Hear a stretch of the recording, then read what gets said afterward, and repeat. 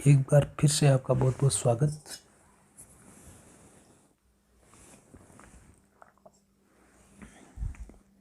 आज हम अध्ययन करेंगे खानवा युद्ध के दौरान सांगा की पराजय के कारण। तो चलिए आरंभ करते हैं। इतिहासकार गौरीशंकर हीराचंद ओझा के अनुसार सांगा की पराजय का मुख्य कारण बयाना विजय यानी बयाना युद्ध हुआ था। उसके आपको पता ही 16 फरवरी 1527 को। तो बयाना विजय के तुरंत बाद ही युद्ध ने करके बाबर को तैयारी करने का पूरा समय दे दिया। यानी बयाना युद्ध 16 फरवरी को हुआ और खानवा युद्ध 16 मार्च को। एक महीना जो टाइम पीरियड है वो बाबर के लिए बहुत महत्वपूर्ण साबित हुआ और सांगा के लिए बहुत ही घातक सिद्ध हुआ। अगर बयाना युद्ध के तुरंत बाद में सांगा बाबर पर आक्रमण कर देते तो मुगल वंश की जड़ें हिल जाती और मुगल वंश की स्थायी स्थापना भी नहीं होती। तो लंबे समय तक युद्ध को स्थगित रखना महाराणा की बहुत बड़ी भूल सिद्ध हुई। महाराणा के विभिन्न सरदार देश प्रेम के भाव से इस युद्ध में शामिल नहीं हो रहे थे और सभी के अलग अलग स्वार्थ थे। यानी यहाँ के बहुत सारे राजा, आपको पता ही है कि खानवा युद्ध में सांगा ने पाती पेरवण की पद्धति अपनाई थी। सभी राजपूत राजाओं को चिट्ठी लिख करके आमंत्रित किया गया था कि भाई आप मेवाड़ के ध्वज के नीचे हिंदू शासकों का सहयोग देने के लिए, विदेशी शासक को भारत से बाहर खदेड़ने के लिए आप सहयोग दीजिए। तो उसमें सभी राजाओं का अपना अपना अलग अलग स्वार्थ था, वो देश प्रेम के लिए नहीं लड़ रहे थे। सभी के अलग अलग स्वार्थ थे, यहाँ तक कि कईयों में तो आपसी दुश्मनी थी। संधि वार्ताओं के कारण कई दिन शांत बैठे रहने से इनमें युद्ध के प्रति वो जोश जो पहले था, जो उत्साह पहले था, वो खानवा युद्ध महीने भर आने तक वो जोश और जो उत्साह है वो शांत हो गया। जब रवाना हुए जो उत्साह था और जब खानवा युद्ध में पहुंचे जो उत्साह था उसमें रात दिन का फर्क था। दूसरा कारण तो परंपरागत युद्ध पद्धति से सांगा द्वारा परंपरागत युद्ध पद्धति को अपनाना। तो राजपूत सैनिक परंपरागत हथियारों से लड़ रहे थे।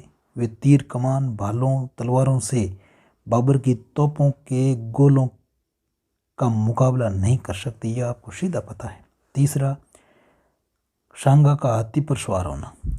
हाथी पर सवार होकर भी सांगा ने बड़ी भूल की, आपको पता ही है, और अपन पढ़ चुके हैं बहुत सारे भारतीय शासकों के बारे में। तो ये सारी भूलें ऐसी ही मिलती है क्योंकि इससे शत्रु को उस पर ठीक निशाना लगाकर घायल करने का मौका मिला। उसके युद्ध भूमि से बाहर जाने से सेना का मनोबल कमजोर हुआ। चौथा, राजपूत सेना में एकता और तालमेल का अभाव था क्योंकि संपूर्ण सेना अलग अलग सरदारों के नेतृत्व में एकत्रित हुई थी, अलग अलग लड़ रही थी। उनका सभी सेनाओं का कोई एक सेनापति नहीं था, उनकी अलग अलग विचारधाराएं थी। फिर पांचवा, अपनी गतिशीलता के कारण राजपूतों की हस्ती सेना पर बाबर की अश्व सेना भारी पड़ी। ठीक है, बाबर की तोपों के गोलों से भयभीत हाथियों ने पीछे लौटते समय अपनी सेना को रौंद कर नुकसान पहुंचाया। छठा लिख सकते हो, बाबर की आधुनिक युद्ध पद्धति तुलुगमा पद्धति। तुलुगमा पद्धति आपको पता ही है। तुलुगमा पद्धति मतलब होता है शत्रु सेना को चारों ओर से घेर करके हमला करना और अपनी सेना को रिजर्व रखते हुए थकी हुई सेना को हटा करके नई सेना प्रवेश देना। और एक मुख्य और भी लिख सकते हो आप कि राणा सांगा का अपनी सेना के आगे खड़े होकर नेतृत्व करना या युद्ध भूमि में स्वयं कूदना, जबकि बाबर अपनी सेना का पीछे रह करके नेतृत्व कर रहे थे, दिशा निर्देश दे रहे थे। ये बाबर की सेना और यहाँ है बाबर और इधर ये सांगा है और ये सांगा की सेना है। अब देख लीजिए, अगर सीधा हमला होगा तो पहले बाबर पर थोड़ी होगा, पहले सांगा पर होगा, और इधर से होगा तो सैनिकों पर होगा, बाबर को कोई नुकसान नहीं पहुंचेगा। ये भी मूल भूल भी कही जा सकती है। फिर है खानवा युद्ध के परिणाम। तो भारत में राजपूतों की सर्वोच्चता का अंत हो गया।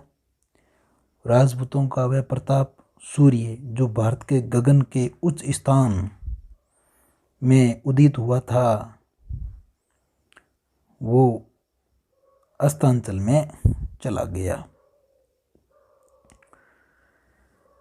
फिर मेवाड़ की प्रतिष्ठा और शक्ति के कारण निर्मित राजपूत संगठन इस पराजय के साथ ही समाप्त हो गया। राजपूतों का संगठन समाप्त हो गया क्योंकि खानवा युद्ध में ही सभी लगभग छोटे बड़े सभी राजपूत राजा सांगा के ध्वज के नीचे आकर के लड़े थे। लेकिन अब इसके बाद में राजपूतों का जो संगठन था वो खत्म हो गया। तीसरा, भारतवर्ष में मुगल साम्राज्य स्थापित हो गया और बाबर स्थिर रूप से भारत का बादशाह बन गया। फिर देखा जाए तो सांगा के अंतिम दिन की कहानी क्या थी। तो खानवा के युद्ध के बाद मुर्शिद सांगा, घायल सांगा को जब बेहोश हो गया था सांगा, उसको बसवा दौसा में ले जाया गया। होश आने पर सारा वृतांत सारी कहानी जानकर सांगा काफ़ी दुखी हुआ और युद्ध स्थल से इतनी दूर लाने के लिए अपने सरदारों को भला बुरा कहा। बाबर से अपनी पराजय का बदला लेने के लिए जब सांगा चंदेरी जा रहा था, तब मार्ग में इरीच नामक स्थान पर उसके युद्ध विरोधी सरदारों ने जहर दे दिया। यानी बसवा में बेहोश सांगा को लाया गया, बसवा में होश आया, चंदेरी के लिए रवाना हुए, इरीच पहुँचे और इरीच में सरदारों ने जहर दे दिया। और फिर इरीच से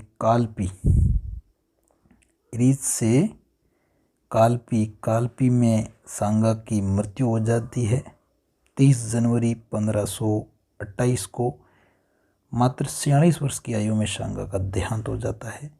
और अमर काव्य वंशावली के अनुसार सांगा का अंतिम संस्कार कहाँ किया जाता है? मांडलगढ़। यानी आपको याद रखना है बसवा, इरीच और कालपी और मांडलगढ़। तो बसवा में तो बेहोश सांगा को लाया गया, होश आया बसवा में। फिर इरीच में जहर दिया गया और कालपी में जहर से मृत्यु हो गई 30 जनवरी 1528 और मांडलगढ़ में उनका अंतिम संस्कार किया गया। ठीक है। फिर अगर मूल्यांकन करें तो राणा सांगा वीर, उदार, कृतज्ञ, बुद्धिमान और न्यायपरायण शासक था। अपने शत्रु को कैद करके छोड़ देना और राज्य वापस लौटा देने का कार्य सांगा जैसा वीर पुरुष ही कर सकता था। प्रारंभ से ही विपत्तियों में पलने के कारण वह एक साहसी वीर योद्धा बन गया। अपने भाई पृथ्वीराज के साथ झगड़े में उसकी एक आंख फूट गई और आपको पता ही है कि इब्राहिम लोदी के साथ हुए खातोली के युद्ध में उसका हाथ कट गया। एक पैर से वे सदा के लिए लंगड़े हो गए और मृत्यु समय तक उसके शरीर पर तलवारों और भालों के कम से कम 80 निशान लगे हुए थे, जो उसे एक सैनिक का भग्नावशेष सिद्ध कर रहे थे। यानी राणा सांगा को सैनिकों का भग्नावशेष कहा जाता था। ये किसने कहा था? कर्नल जेम्स टोड ने। शायद ही उसके शरीर का कोई अंश ऐसा हो जिस पर युद्धों में लगे घावों को चिन्ह न हो। अपने पुरुषार्थ द्वारा सांगा ने मेवाड़ को उन्नति के शिखर पर पहुंचाया और अपने समय का वह सबसे बड़ा हिंदू नरेश था जिसके आगे बड़े बड़े शासक सिर झुकाते थे। जोधपुर और आमेर के राज्य भी उसका सम्मान करते थे। ग्वालियर, अजमेर, सीकरी, रायसेन, कालपी, चंदेरी, बूंदी, गागरोन, रामपुरा, आबू के राजा उसके सामंत थे। वह भारत का अंतिम नरेश था जिसके नेतृत्व में राजपूत नरेश विदेशियों को भारत से निकालने के लिए इकट्ठे हुए थे। तो बाबर ने भी उसकी प्रशंसा में लिखा कि राणा सांगा अपनी बहादुरी और तलवार के बल पर बहुत बड़ा हो गया। मालवा, दिल्ली और गुजरात का कोई अकेला सुल्तान उसे हराने में असमर्थ था और उसके राज्य की वार्षिक आय 10 करोड़ थी उसकी सेना में 1,00,000 सैनिक थे और उसके साथ 7 राजा, 9 राव और 104 छोटे सरदार रहते थे। आपसी वैमनस्य के लिए प्रसिद्ध राजपूत शासकों को एक झंडे के नीचे लाना सांगा की सबसे महत्वपूर्ण उपलब्धि थी। वास्तव में सांगा धर्म और राजनीति के बड़े मर्मज्ञ थे। अंगहीन होने पर एक बार उन्होंने अपने सरदारों के सम्मुख क्या प्रस्ताव रखा कि वे जिस प्रकार एक टूटी हुई मूर्ति पूजने योग्य नहीं रहती है, उसी प्रकार मेरी आँख, भुजा और पैर अयोग्य होने के कारण मैं भी सिंहासन पर बैठने का अधिकारी नहीं हूँ। ऐसे स्थान पर जिसे उचित समझे बैठा हुए। राणा के इस विनीत व्यवहार से सरदार बहुत ही प्रसन्न हुए। ध्यान रखना। और बोले कि रण क्षेत्र में अंग भंग होने से राजा का गौरव घटता नहीं है, अपितु बढ़ता है। महमूद खिलजी को गिरफ्तार करने की खुशी में सांगा ने चारण हरिदास को चित्तौड़ का संपूर्ण राज्य दे दिया, किंतु हरिदास ने संपूर्ण राज्य न लेकर 12 गांव में ही अपनी खुशी प्रकट की। एक बड़ा राज्य स्थिर करने वाला होने के बावजूद भी सांगा को राजनीति में अधिक निपुण नहीं कहा जा सकता। अपने शत्रु को पकड़कर छोड़ देना उदारता की दृष्टि से भले ही उत्तम है, लेकिन राजनीतिक विचार से बुरा ही था।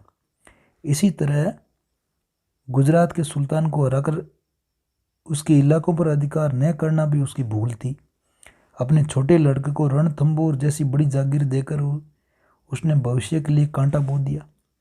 राणा के विशेष प्रीतिपात्र होने के कारण हाड़ी रानी कर्मावती ने अपने दोनों पुत्रों विक्रमादित्य और उदय सिंह के लिए रणथंभौर की जागीर लेकर अपने भाई सूरजमल हाड़ा को उनका संरक्षक नियुक्त करवा दिया। ठीक है, ये उस समय की कहानी है। जब राणा सांगा की मृत्यु हो जाती है तो रतन सिंह शासक बनता है और रतन सिंह के बाद में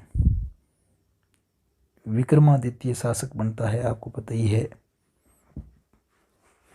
राणा सांगा के पुत्र रतन सिंह और फिर विक्रमादित्य, और उसके बाद में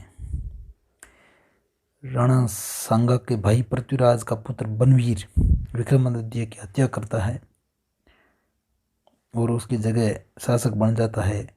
और बनवीर को हटा करके 1540 में वापस राणा उदय सिंह आता है। ठीक है, तो आज की वीडियो के लिए इतना ही। धन्यवाद।